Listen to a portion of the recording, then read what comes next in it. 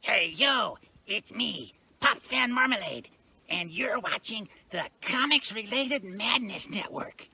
Huh? So come get some. CromCon. CromCon.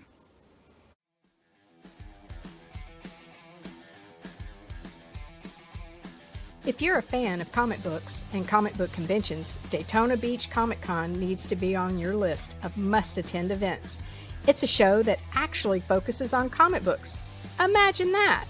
This year's event is happening on Saturday, September the 6th, and Sunday, September the 7th. Silverline creators will be there, so we'll see you at the show. There's a new convention in town, and it's sure to be mega fun without the mega expense. Comics, toys, collectibles, pop culture. ShadowCon, Saturday, February 1st, 2025 in Orlando, Florida. Silverline creators will be there, so we'll see you at the show. If you find yourself in the Orlando area, and let's be honest, doesn't everyone come to Orlando for the House of Mouse? Head over to Coliseum of Comics to get your comic book fix. Be sure to check out their location on East Colonial Drive, where they carry a wide selection of independent comics, including Silverline books. Stop by and don't forget to tell them Silverline sent you.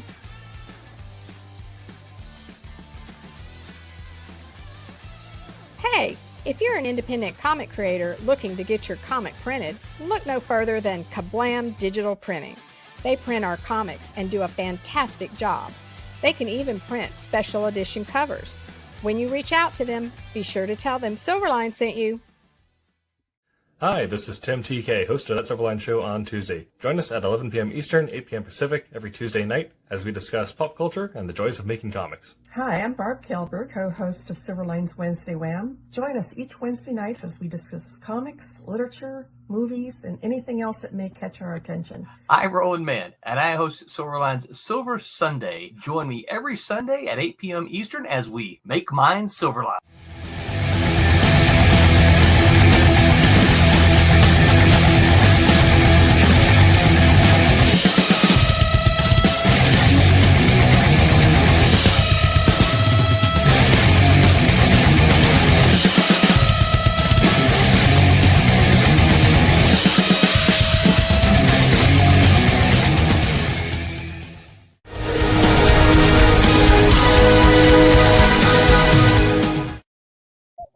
Hello, Internet. Welcome back to That Someone Show on Tuesday. I'm your host, Tim TK, joined as always by Jose Fuentes.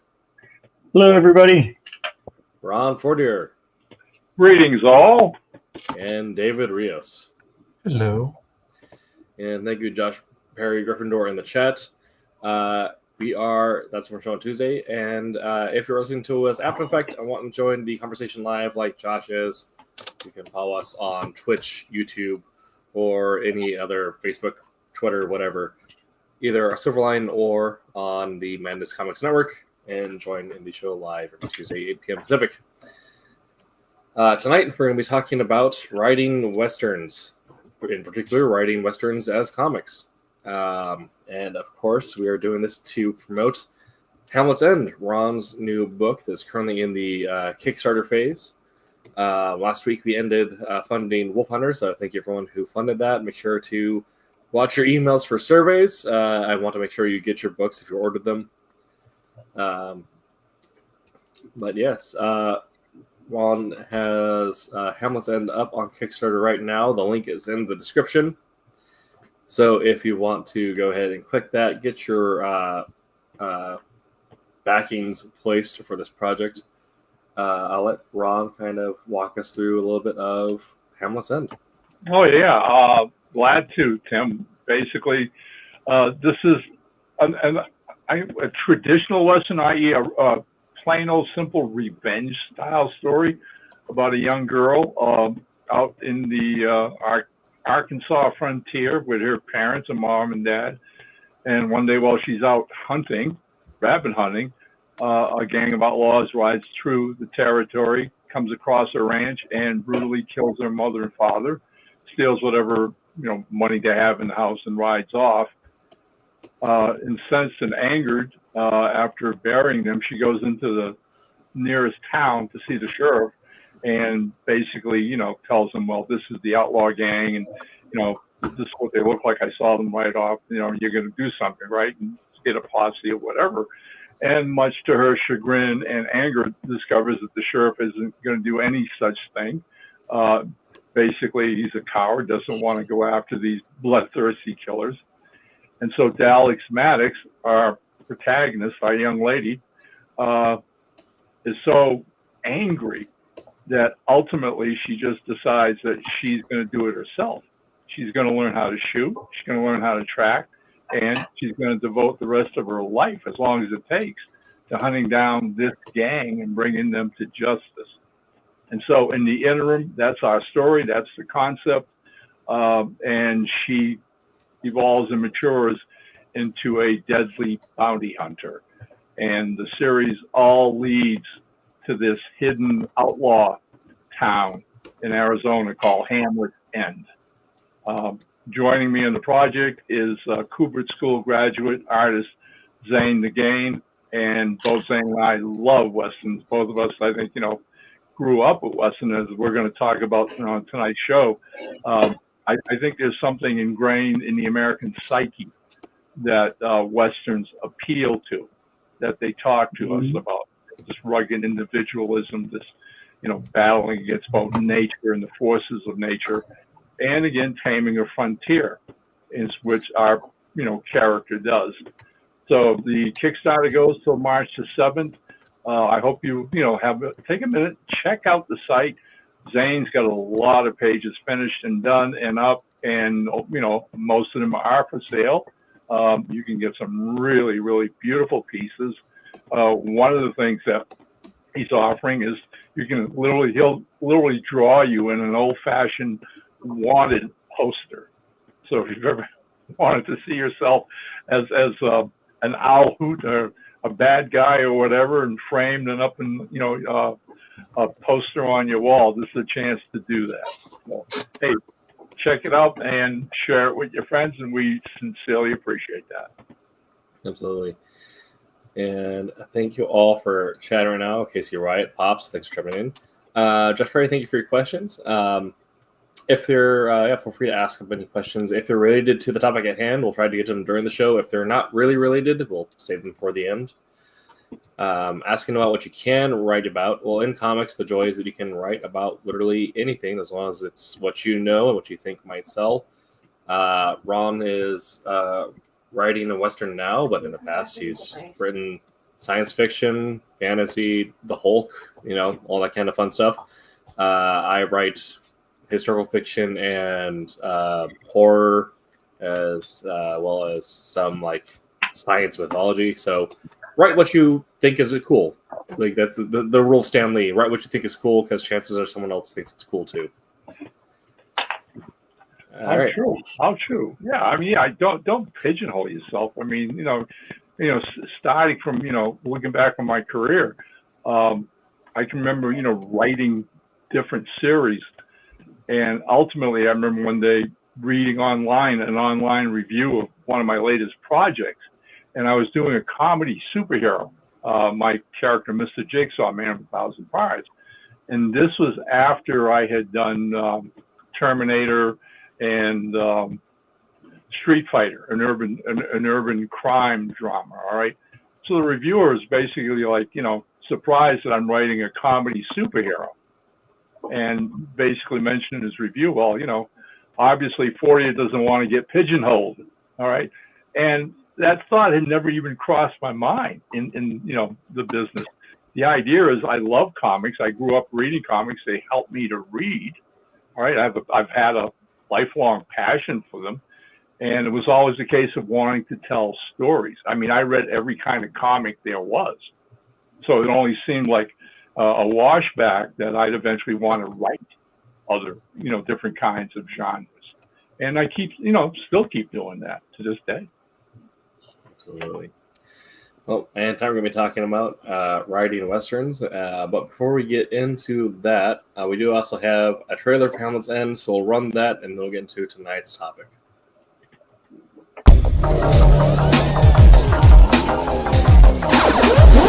Docking complete.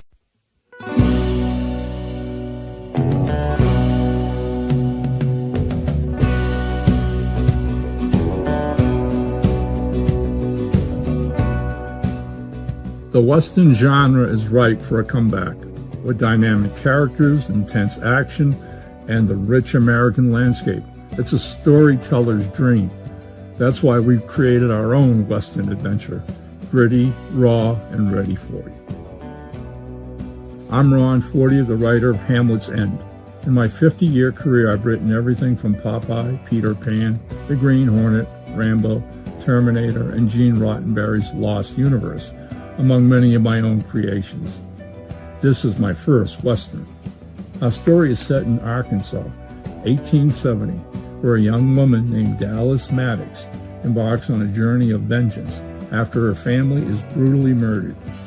Although a natural-born hunter, this time her prey is the two-legged variety. We wanted to capture the tension of survival in a lawless time, and Dallas is a character who embodies both strength and vulnerability.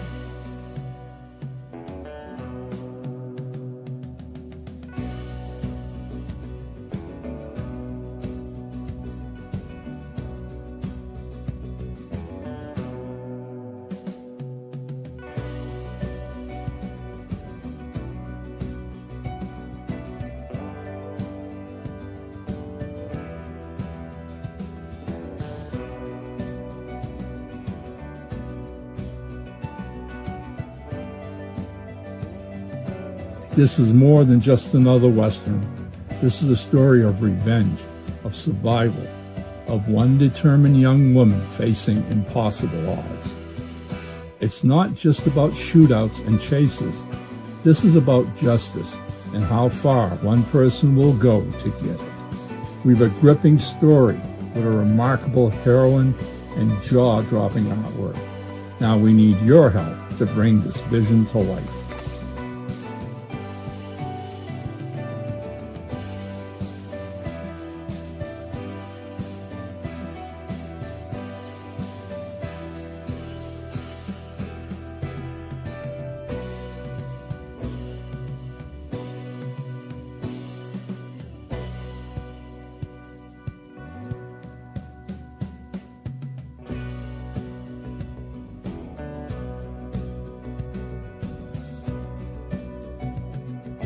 Vengeance rides on the horizon.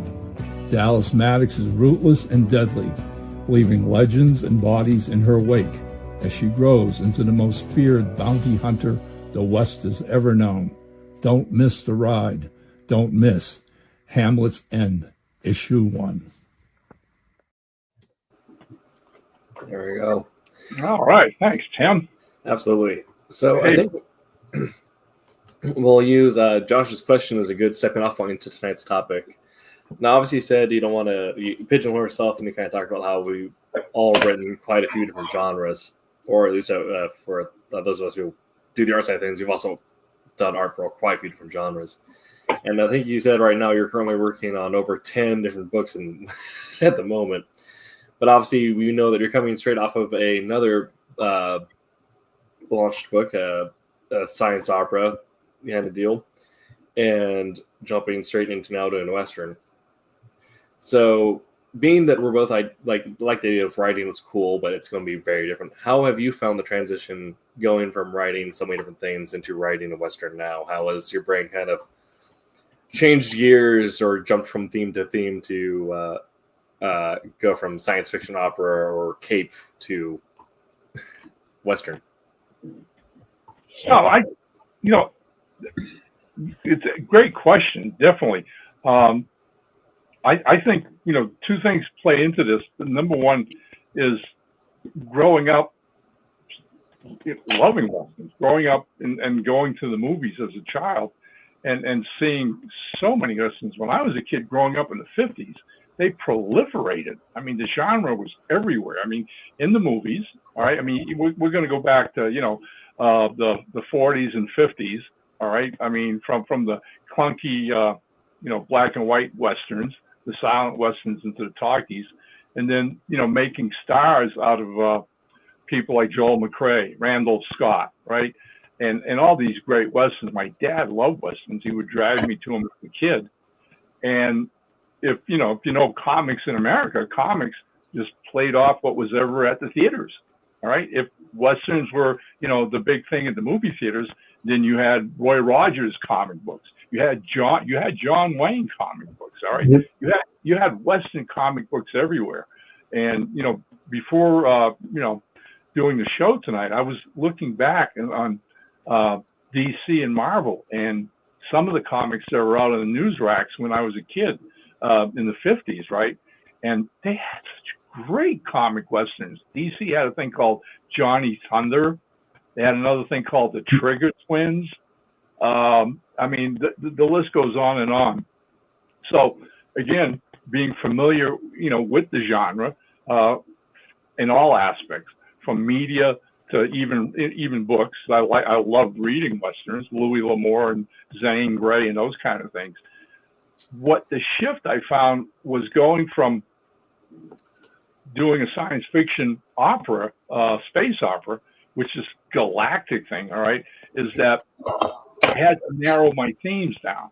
I had to get out of that mindset of, here we are basically playing, super intergalactic beings who manipulate the stars and empires that come and fall and whatever, right? And laser weapons and space beings that exist in the void of space and all those kind of Flash Gordon, Buck Rogers, Star Wars stuff, all right, which is grandiose.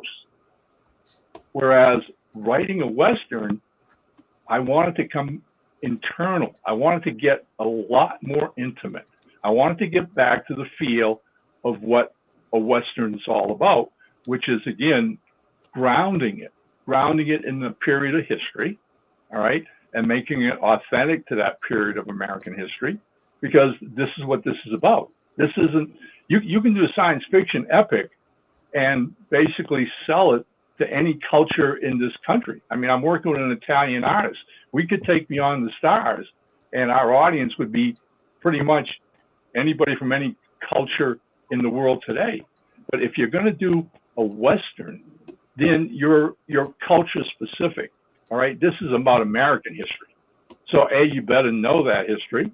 Two, you should ground it, like I said, as realistically as you can. And again, now the themes aren't so much,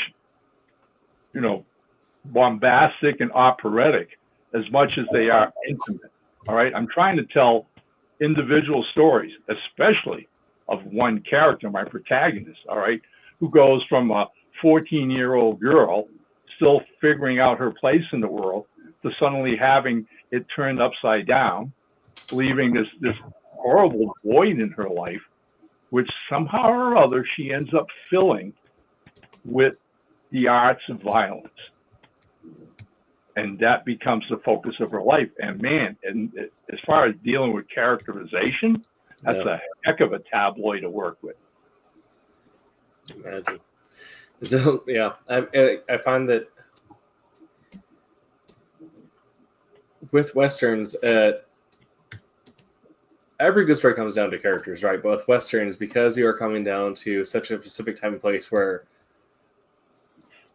the genre really thrives in these kind of big open backdrops that are really kind of, void of anything else outside of like the natural like desertscape or sort of the naturescapes of the American West, as well as these traveling stories going between towns or settling into small towns. That you really gives you the challenge of not having a whole lot of background noise to kind of fill the page, right, or fill a panel with. You kind of have to really make sure that you're having really compelling dialogue and progression in the story to kind of draw the reader's eye. And then I think that also then puts a lot of challenge on the artists and the art team to make those characters, those small moments, really stand out and really be, as visually appealing as New York City is in the back of like Spider-Man, right? And certainly you can get it with like sort of like the mountains and like Arizona or the plains at say Nevada, but I also kind of pass that on to Jose and David. When you're getting these scripts where you're spending a lot of time where you're having people going between town to town. We'll get more into this next week as we go into like actually drawing westerns, but what sort of scene descriptions or page descriptions do you like getting when you're dealing with the western? How kind of communication do you like coming from your writer to really give you sort of the mental juice or the inspiration for drawing those western picturescapes or characters? So I've explained before, like I'm a huge fan of the video game Ark, right, which is dinosaurs and whatnot. But before I discovered that game, I played a lot of Red Dead Redemption, right? So, which is, if you don't know, it's a Western video game. And you have small towns, you have big towns and whatnot. I feel that the best way to, convey what I should draw for that is to tell me that. Is it a big town? Is it a small town? Like, is it like New Orleans? Or is it like, I don't know, Tequila Falls in like New Mexico? I mean, I don't think it's a real place, but I'll just say like a real itty bitty, 5-building town. You know what I mean? 'Cause Yeah. I'm writing that down, Jose, because that's going to be the name. Tequila Falls. Thank you. Tip my hat. For sure, I like that. Tequila Falls. That works. But either way, like you have options. You know what I mean? I feel for drawing the buildings, like you can go elaborate, like if it's like again like a town like New Orleans or whatever. You know what I mean, or something of that nature. Sacramento, and they're like a pretty big town in California. Big older town, back in the heydays and stuff like. But something like that, but I actually like the idea of drawing smaller towns. Like you can put more emphasis on the buildings that are there. Mm-hmm. And I mean, yeah, you want to put for like bigger towns, you want to put like a detail and you know what I mean in the buildings so that you can see, oh yeah, like we're advanced, we're cosmopolitan and whatnot. But the smaller towns, the dust balls, like moving around, you can draw dirt just kicking up when like, as a horse, you draw a horse in there, which by the way horses stink to draw. So Zane, you're the man. I'll just say it. They're not easy. Yeah. No, they're not. I'm going to tell you, we've had several people who signed on as supporting Hamlet's End, who've made the comment about. I mean, we had one lady who one of the first people to sign on and support us, and went, "I love Zane's horses. They're real. He knows how to draw horses." Right. I mean, there was a time, and this is what we're talking about. I mean, I'm dating myself, but what the heck, guys, right? But like I said, if you were in the business in the 50s as a graphic illustrator, as a comic book artist, all right, you better know how to draw horses. Right. You better know how to draw cowboy hats and the Stetsons and all that stuff, because they were everywhere. All right, and I think it's sad today that we look at the modern crop of excellent artists today, but drawing a horse is not an easy thing to do, and a lot of today's graphic artists, if given a Western assignment, would probably have to do a little bit of research and a lot of sketching, before they references, right? Like I still have the sheets, like the 11x17 sheets that they gave me because I went to the Koepp school, but they gave us sheets of like horses running, like angles and whatnot. And, like, I have those in a bag that stays near my desk. Yeah. Like for real, because you never know. Like I haven't had a reason to draw a horse yet, but it will come. I know at some point. Again, just like car accidents, it's not a matter of if, it's a matter of when. It will come. Somebody will be like, "Dude, draw a horse." Maybe on our Okay. episode this month where we go over drawing westerns, we'll have Jose live sketch a horse for us. Oh, you want to see that? That's yeah. brutal. That's mean. I thought we were friends, Tim. I'll sketch one with you. Okay, that's fair. Yeah. So yeah, one thing that I horses obviously synonymous with is it's the travel time, right? It's the going between cities, and whether that's classic westerns or more modern ones like the Sisters Brothers, or both versions of True Grit. There's a lot of time spent traveling where you have the characters on the road, sit in camp, talking to each other, and you might have action bookending that, or you might have more intrigue bookending that. But you have a lot of time where you have room for characters to grow and breathe. And I think that's something that I've always liked about westerns, and you can also see how it influences like some other stories, right? But the way that it allows for characters to be pulled into this space where there is always threat around the corner, right? Like there's always a bandit around the corner trying to get you, but you can have these really personal human moments where characters can talk and exist and develop. And I find that that's also probably, I think that might be one of the reasons why westerns as well are such a steadfast genre, is because it allows for these very human stories. Yeah, we're still seeing them. I mean, they're slowly, I think, making some kind of a comeback to a degree. What with Netflix just did this 6-part Primeval a while back, and if you haven't seen that, I recommend it highly. That's crazy. I watched parts of it with my wife, and she's like, "I'm 3 episodes in." It's like, "All right, I'll catch up," and then we'll start watching it together. Yeah, extremely well done. And I remember another one a couple of years ago. Again, I think it was Netflix, and this one was long. This one's about eight episodes of a thing called Godless. I haven't seen that one.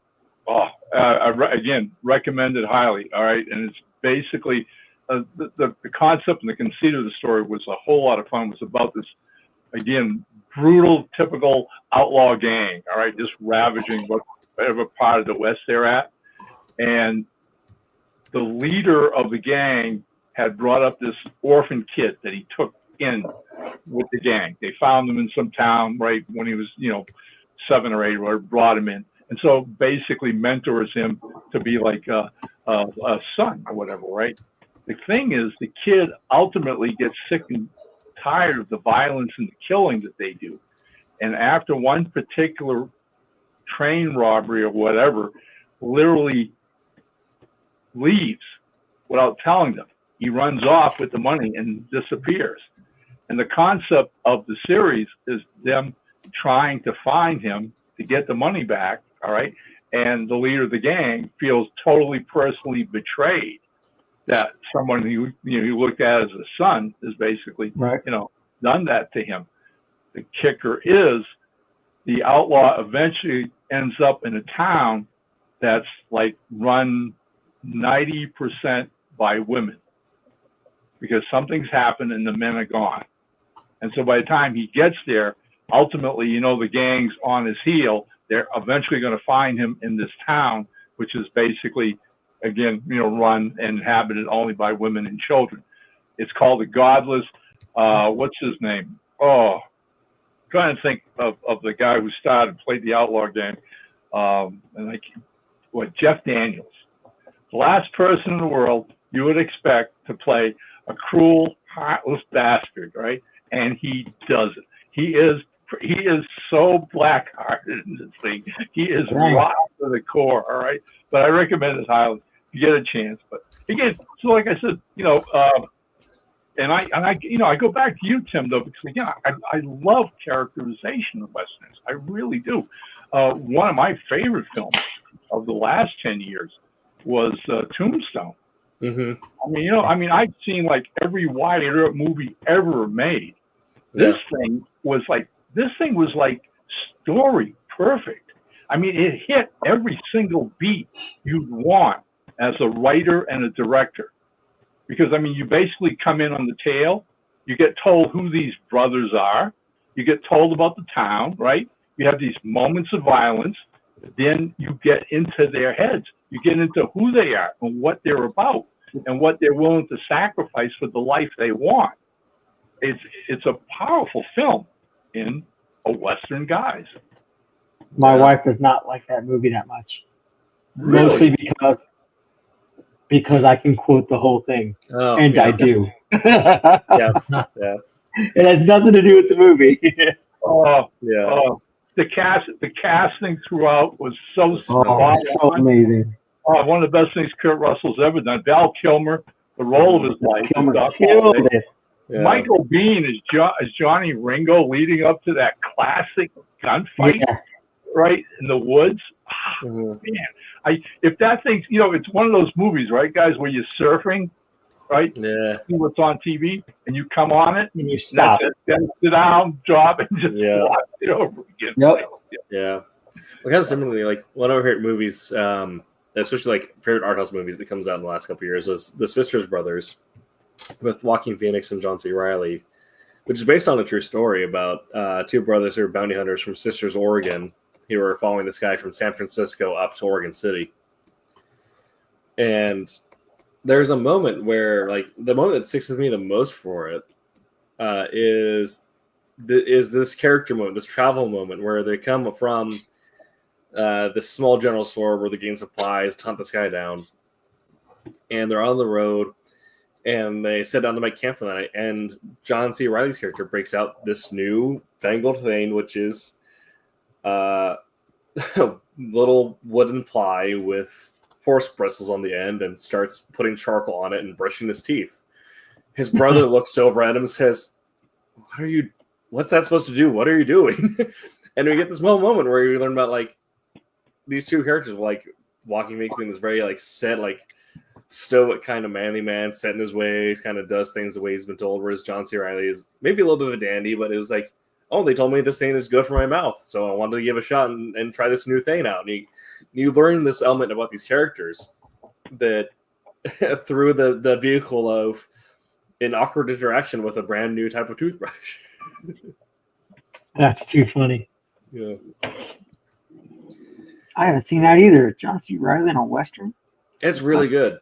Yeah. And it's a serious role too. So like you get to see a lot of his like classic acting chops that he doesn't necessarily get to use. It's called what? Sister? The Sisters Brothers. But yeah.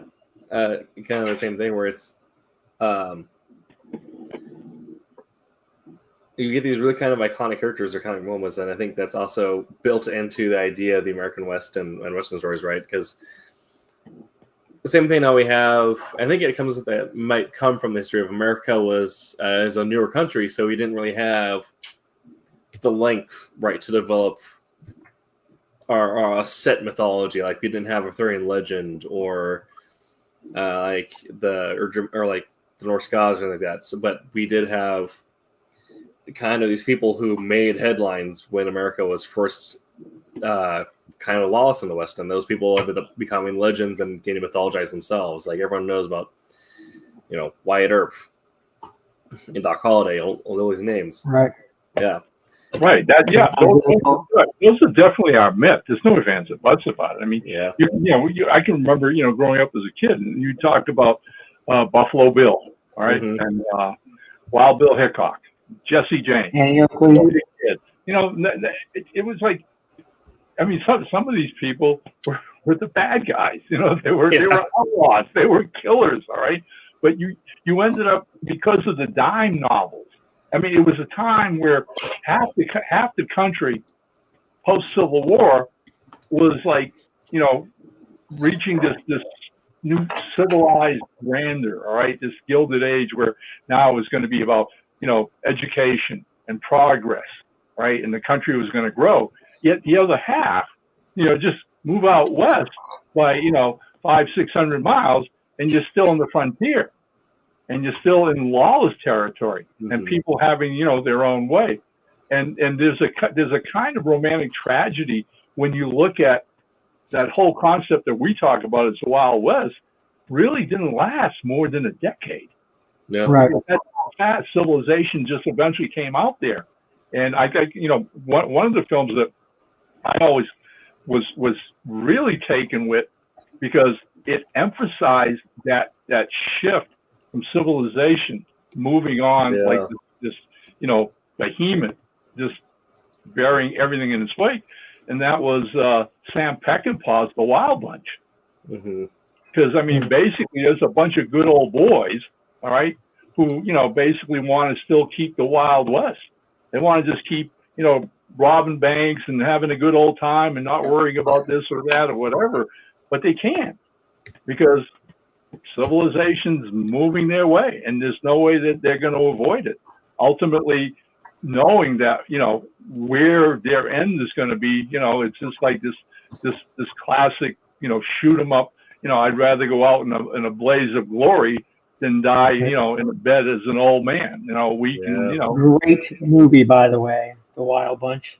It is my dad's absolute favorite movie. Like, so much so that I had to go hunt down and find a DVD version of it because he had burned out his VHS.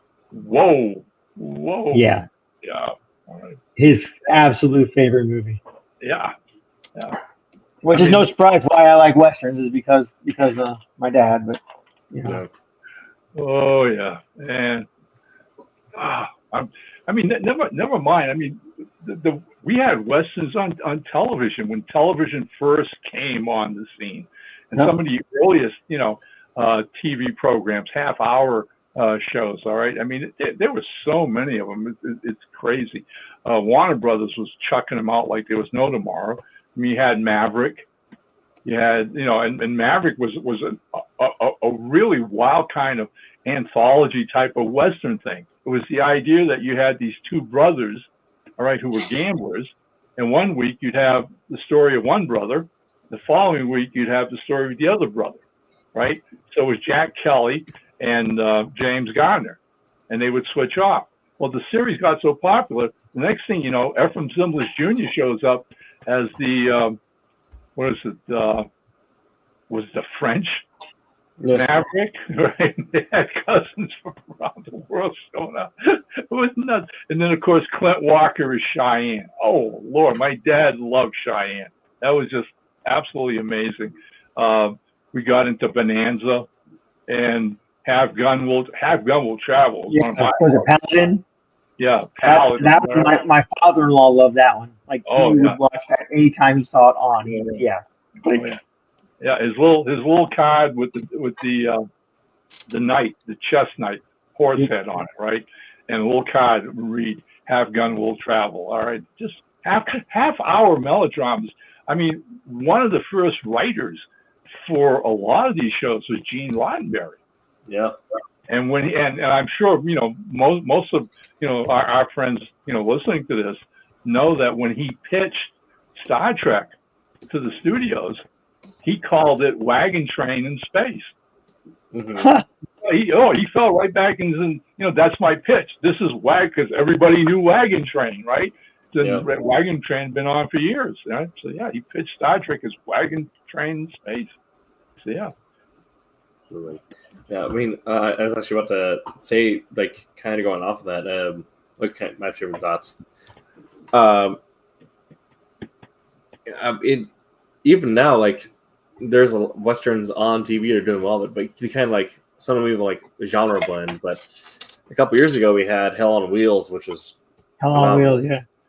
But now something I need to start watching. It's on my list. Is Old Man, which is Western mixed with a spy story.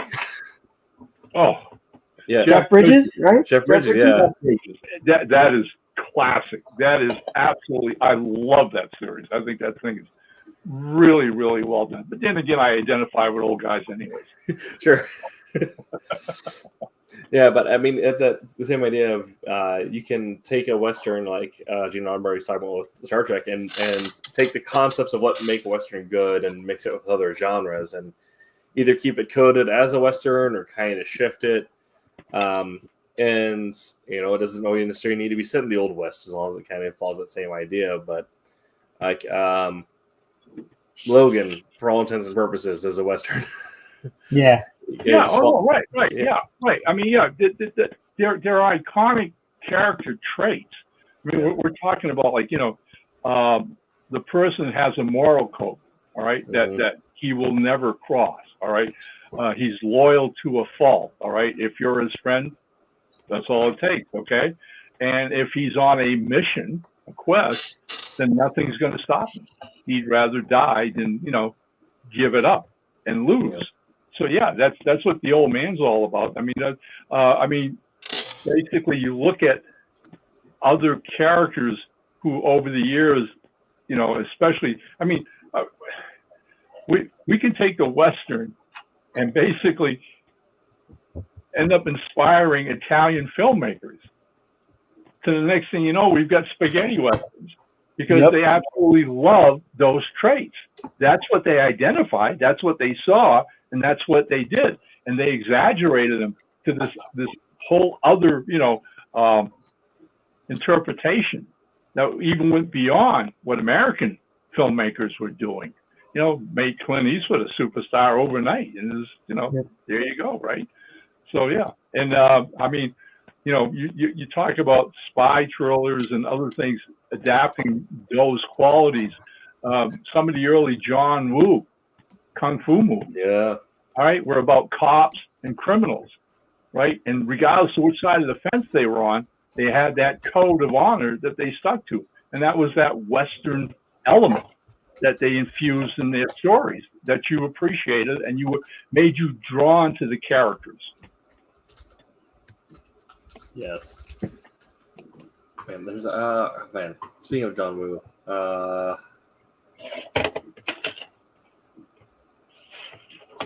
Spinning a clipboard all over here, guys. I mean, it reminded me of there's another movie actually that came out that was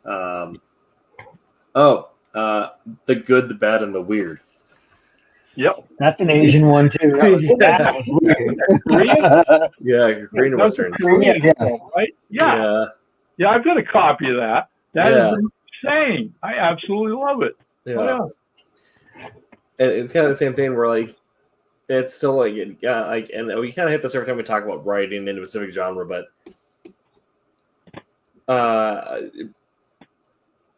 the best examples of a genre aren't necessarily the ones that follow it cookie cutter, right? They're the ones where the writer finds a way to put their own spin on or own taste to it to make it interesting. Yeah. Well, I mean, so mixed cultures. I mean, another absolutely fantastic Western, all right, where they played that to the hilt was Charles Bronson's The Red Sun. Yeah. All right. I mean, the Japanese envoy, all right, gets his samurai sword stolen, all right, by Alain Delon, a Frenchman who, probably said he was from New Orleans or whatever. They robbed the stagecoach, the train, and the sword. And so he sends his personal bodyguard to Shiro Mifune to go back and get it as a matter of honor. He teams up with Charles Bronson to do that, right? Yeah. And then what happens by the end of the film is Delon ends up killing Mifune. Bronson finishes the job for him, and the film ends with Bronson standing there where the train's going to come to meet the Japanese ambassador to fulfill Mifune's quest and mission. Nice. Right? Yeah. It's just, again, is this... Yeah. Westerns... honestly, you can never run out of story ideas and potentials, all right? Mm-hmm. Because it's inherent in the genre itself. And basically, if you look at it for, just a little bit of time and consider the history of the West, and when we're talking about the clash of cultures and all those dramatic things, I mean, it's so ripe for storytelling. And that was the thing with, Zane and I, wanting to do a Western, and ultimately the beginning of, why we sat down and, whipped up Hamlet's End, and we're having a real blast doing it. I mean, I say it's the first Western I've ever done. I find myself asking my question as I'm writing scripts for this series is like, why did I wait so long? This is a blast. I was going to say, I'm rather surprised that you hadn't done a Western before, to be honest with you. I mean, just talking to you, the time that we talked to you and whatnot, and just knowing some of the, like, the interests and some of the things that, like, inspired you and whatnot. Like, we've mentioned before that, one of your inspirations was Western, like, movies and Western comics and stuff like that. Cool. So the idea, like, not to help date you, but like all this time that you've written like all these books, but you've never done a Western. No, like, that blows my mind. Yeah, well, hey, who knows? It's just like it was meant to be the way it was, and right. Honestly, as far as I'm concerned, I'm kind of glad that it happened because of Zane, because I was waiting for this kid. Okay, I mean, I could be the guy's dad. I mean, that's the disparity in our ages, right? But the truth of the matter is, we have that same love, not only for the genre, for comics as well. All right. And I had seen a lot of his other art. He's done a series called Flashback, which is a cop drama thriller thing that he's published through his outfit Pulp Fiction. But from the first time he and I, hooked up and became friends here in town, the first thing out of his mouth was, I want to do a Western one day. And so after a couple of years, here was this idea, and now we're making it happen. And like every time I see a new page that he's, delivering, it's like, I mean, this is above and beyond for him. All right. He's got so much love for the genre. It's there in every panel. It really excites me. And, I'm really anxious. I've written second script. He has that. And hopefully once we wrap up issue number 1, whenever I'm working on a project with an artist, I try to keep at least one script ahead of them, always. Yeah. And so that's the case with this. I've got script number 2 ready to go. He's read it. He's anxious to get to it. Once he finishes, like I said, once number 1's in the can, I'm going to sit down and write, number 3. And we're hoping this thing will go about 5 issues. And it's going to give us all the work we need to evolve the story correctly, organically, and give us more than ample opportunity for a lot of great characterization and a lot of action and typical Western shootouts. Yeah. Well, let's kind of use this last little bit here of our show to get into kind of nitty gritty of it. So, talking about it, this is your first time, writing a Western comic. What are some considerations you're finding in this process that are things you're needing to adjust from your understanding of Western storytelling to make it fit into a comic, or things that you're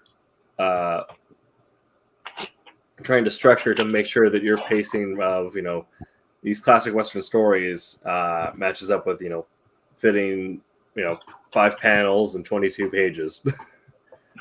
It's like, it's basically the idea of that delicate balance, I think, Tim, of I want to let the visuals breathe. Yeah. Okay. And that's, to me, that's so crucial in any comic I work with. This one more, I think, than the others, because of what Zane is bringing to the story. All right. His storytelling ability, his visual storytelling ability, the art is absolutely beautiful. So I want that to take center stage without diminishing characterization and without rounding out and fulling out all our characters. Okay. So here we've got Dallas Maddox. All right. She's our protagonist. Okay. We have, together discussed who the sub characters are going to be as the story develops. In issue 2, I give a whole lot of attention to the outlaw gang that we see peripherally in the first issue, in a few pages of, the violence they do and they get away. All right. Whereas the flip side of that is I want to develop all those characters in that gang and what their fate is intertwined with hers as she chases after them. All right. And, how they end up. Then there's going to be this whole idea of this hidden outlaw town, which is actually based on fact, because in some of the research I've done in, this whole idea of the frontier, okay, and the Badlands, before places like Oklahoma became states, all right, where there was no law, all right, there was no, sheriff's office or marshal's office, all right, there were actually enclaves that were literally settled by outlaws, like sanctuaries, and that's what they were there for. And so that became a really good part of the plot as far as giving us this, this end goal, this climax of where we're heading, Hamlet's End. All right. And who the character is that runs this town. All right. So that's going to be another hopefully larger than life character. I'm trying to create characters that are both believable, that would have been authentic to the period, which is, again, a real challenge as I write, the concept of, their motivations and what they do. But at the same time, also make it, again, a little exaggerated to the point of being entertaining. All right. I basically want our fans to read this series, to enjoy it, to be excited by it, to be enticed by it enough that every time they finish an issue, they can't wait for the next one to come out. And then hopefully in that fifth and final issue, give them that, satisfying climax that, we as writers, always hope that, we pull off. That, I didn't take you through 4 issues to get here, and it fizzles out, and you go, man, that was it. All right. Trust me, I've read those kind of comics too. So it's a case of we're going to build the suspense. We're going to hopefully pace it accordingly. That every issue will have some action, some adventure, some characterization. But man, oh man, in 22. Well, this is 24 pages long, but that's still a challenge and a half. Every single get all those things in there. Absolutely. And so something else that we kind of talk about a bit is in the West, particularly in this time period, you had such a range of, almost like a dynamic range of settings to work in. And oftentimes in the same story, you'll be in this polar opposites of, like on Hell on Wheels. You'll be in New York or in Boston, right? And you'll be in these very developed industrial cities where there is like an upper crust and everything feels very, almost modern to a point, right? And then you go like a state over and everyone's sleeping in the mud. It's tent cities and they're still laying like train tracks.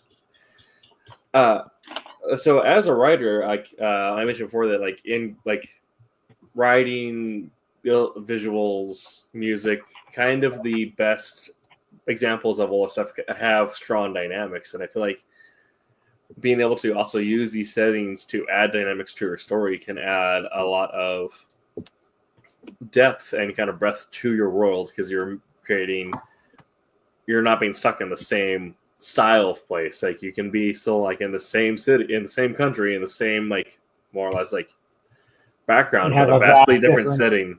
Oh yeah, right. Yeah. I mean, yeah, they were polar opposites, and that's what we were just talking about earlier. The East at this time, we're looking at like the 1870s to the early 1900s. The East was very sophisticated. All right, so you have to imagine if, say, you were a journalist working for a St. Louis newspaper, okay, or Chicago, whatever, and you got on a train or a stagecoach even, all right, and went out to Oklahoma or New Mexico or whatever, right? You had to feel like you were in a foreign country. Yeah. Right? I mean, that had to be totally different. All right. It's like you all of a sudden you're in a backward world where you don't have any of these amenities anymore. All right.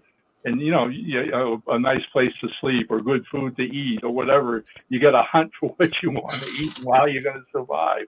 Right. And the bloody, even the environment and the critters are out to kill you if they can. All right. So, yeah, it's easy to juxtapose both of those things. All right. Yeah. And we've seen it. We've seen enough Western stories where the tenderfoot goes out west and then ends up, being buffooned and laughed at by all the townspeople and the trappers and the people who, live out in the frontier. All right. Because that you've seen it, watch Deadwood. Yeah. Yeah. There you go. Totally. Exactly. And that also is an interesting place for you as a writer to kind of be able to test a bunch of different conflicts that, if you're writing, if you're writing a cape or if you're writing a war story, you're kind of like, this is the conflict we're writing and this is what the heroes have to deal with. So that's what we're going with. But if you're doing a Western where you're going from city to frontier or back and forth, or even just, the different styles of cities are out there, you can go from having a ranger dealing with ravenous wolves and coyotes and being stuck out without a means of being able to get quickly back to civilization. And so it's a lot of, clambering out of the trees, climbing over mountains, dealing with wildlife and kind of this man versus nature setting, where it's a lot about their personal growth, their personal strength, overcoming that. And they get to a city, and now they're dealing with a gang that has set up shop and kind of has run of the city. Right now, there's a point of intellectual growth and trying to outmaneuver these people in a way that or leading to a shootout, but kind of going from to more of an intrigue-driven style of conflict. And I think as a writer, that presents itself as a really fun way to add nuance to characters, is finding all these different styles of conflict that the setting will kind of naturally lead you into. Yep, totally. I mean, I find it, amazing when you consider, and we talked about that earlier, about this really short period of the frontier itself, all right? And I mean, I'm always amazed in reading and studying history, all right? Sitting Bull went to New York. Mm-hmm. Yeah. Before he died, he visited New York, all right? He went to Delmonico's. No. Right, he had a stake. I mean, whatever. Okay, I mean, this leader of one of the greatest and last of the Comanche war leaders was a half-breed named Quentin Parker. All right, and he was the last war chief of the Comanche. His mother was a pioneer daughter taken in a raid. All right. Mm-hmm. And his father was one of the chiefs at that time, and he was born to her with the tribe. All right, and this is where they were still fighting, settlers and whatever in Texas, and and it's recorded. A lot of they were still like one of the greatest natural cavalries that had ever existed, and Parker had a price on his head, and Texas Rangers were after him, and all this good stuff. Okay, well, ultimately, by the time he sues for peace in old age, right? He ends up doing interviews with Eastern newspapers, right? He makes money from the interviews, buys himself a house, right? Has almost living in a lap of luxury, and literally entertains Teddy Roosevelt, who came out with. That's awesome. Yeah, I mean, it's like, it blows your mind. It just absolutely blows your mind. All right, so it's like, it's like it's such an amazing period in American history. All right, and again, like I said, for a writer, it's a feast day. All right, but do your research and get it right. And Tim, I agree with you. That whole contrast of who are you in that world, that ever shifting world. All right.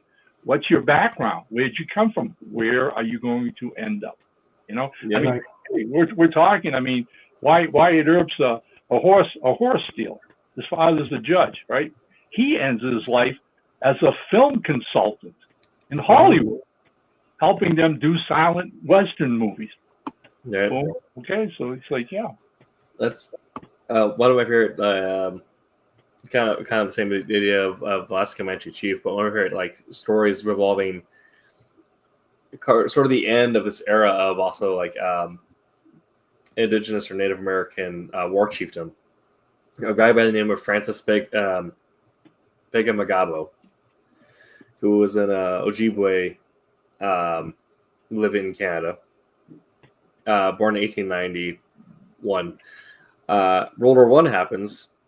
Because again, the time between constructing the railroads that crossed the United States to the start of World War I is not a whole lot of time. Yeah, it's not a big gap. Yeah.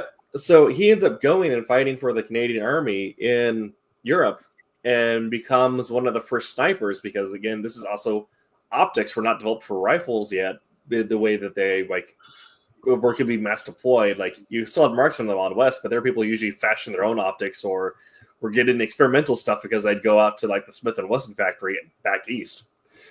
And so he ends up becoming like one of the very first snipers, and actually does all of his trials to become a war chief while in Europe. Wow. He captures an enemy without using a weapon. He steals an enemy's horse. He saves an ally from death. He does all this in France during World War I. Awesome. Comes back and is given his ceremonial crown as appointed as a war chief of the Ojibwe. Oh, tell me this is a book someplace, Tim. I think there is a book. Yeah, I'll have to. The CBC has an article on it, but yeah, I was trying to find a book and link it in our show chat. But yeah, I heard about him from a band called Sabaton that does historical metal. There you go. Truth is always better than fiction. Always. Right. Fantastic. But yeah, it's that is, you know, a real life Western story, but in the backdrop of World War One, right? Yeah. Wow. So lots of cool places, lots of fun ways to write Westerns, and ways you may not necessarily think about. That's not even getting into all the cross weird fiction you can do with it, like doing weird Westerns or Gothic horror. I like weird Westerns. Yeah. Oh. And I'm sure we'll probably keep on going for a while on this topic and talk about stuff. Next week, we're going to be talking about illustrated Westerns, and Jose and I will both break out our sketch pads and draw horses. Find the horse. It's gonna get crazy, people. It's gonna get crazy. Yeah. That's what I'll do is we'll spend the first half of the show both trying to speed sketch a horse, and I'll send it to David for the color in the back half.